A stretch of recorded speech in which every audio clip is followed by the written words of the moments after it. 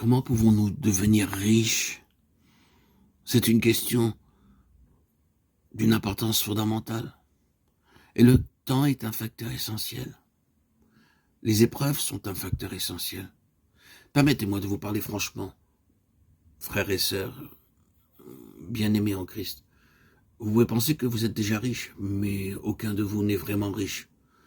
Autrefois, nous pensons que quelques-uns parmi les jeunes serviteurs de Dieu étaient plus avancés spirituellement que les plus âgés. Mais récemment, lorsque nous avons abordé des choses profondes, nous avons constaté que peu parmi les jeunes croyants avaient une connaissance expérimentale. J'attire ici votre attention sur ceci. Vous n'avez pas encore accumulé suffisamment de richesses. C'est pourquoi ne soyez pas orgueilleux, ce serait une folie. Vous devez d'abord réaliser qu'un long chemin doit encore être parcouru avant d'atteindre ce but. Et le but sera uniquement atteint si vous laissez le Saint-Esprit, jour après jour, réaliser l'œuvre dans vos vies, pour qu'il vous façonne intérieurement. Il y a beaucoup de croyants qui, malgré le temps écoulé, n'ont pas accumulé de richesses parce qu'ils ne sont pas passés par les épreuves sous le gouvernement du Saint-Esprit. Certains peuvent laisser s'écouler les jours et les années, sans pour cela se placer définitivement sous le contrôle de l'Esprit. Ils semblent traverser la vie facilement, mais d'autres croyants sont pris main en main, sans répit. Toutes les situations sont gouvernées par l'Esprit de Dieu.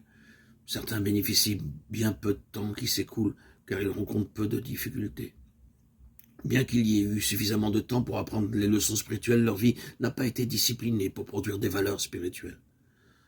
Sachons donc apprécier les circonstances dans lesquelles nous sommes introduits, et ne soyons pas effrayés par les difficultés rencontrées, car elles sont toutes ordonnées pour notre enrichissement.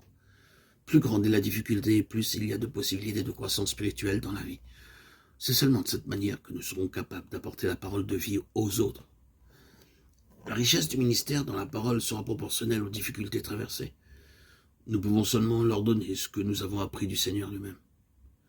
Cela ne pourra jamais être acquis par la connaissance de la doctrine, mais en étant conduit par le Saint-Esprit à travers les circonstances divinement ordonnées pour notre instruction. C'est pourquoi j'espère que nous, qui apprenons à suivre le Seigneur, nous ne serons pas nonchalants dans notre vie quotidienne. Dans toutes les désillusions et les déceptions que nous rencontrons, reconnaissons les touchés du Seigneur et inclinons-nous devant lui, dans la reconnaissance et l'adoration, reconnaissant que son but dans toutes ces choses, c'est l'enrichissement de notre vie, de nos vies. Un certain frère croyait être suffisamment solide dans la foi jusqu'à ce qu'il tombe malade. Cette épreuve lui fit voir combien faible était sa foi. Mais en acceptant cette épreuve, il commença à apprendre ce que signifie réellement se confier dans le Seigneur.